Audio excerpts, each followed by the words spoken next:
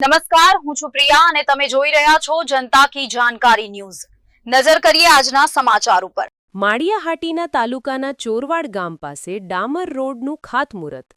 ખંભાળિયાથી ઝુંઝરપુર ચોરવાડને જોડતો 5.45 કિલોમીટરનો ડામર રોડનું કરાયું ખાતમુહૂર્ત।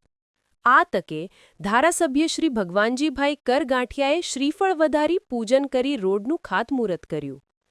1,37 લાખના ખર્ચે આ ડામર રોડ બનશે।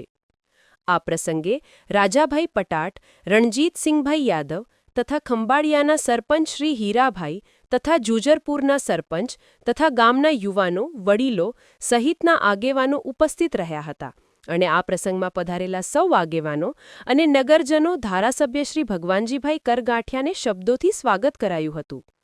આ રોડ બનતા આસપાસના ગામડામાં લોકોમાં આનંદની લાગણી ફેલાઈ ગઈ હતી। આ તકે ગામના યુવાન, વડીલો, આગેવાન, ગ્રામજનો ઉપસ્થિત રહ્યા હતા, ઉત્સાહપૂર્વક ભાગ લીધો હતો।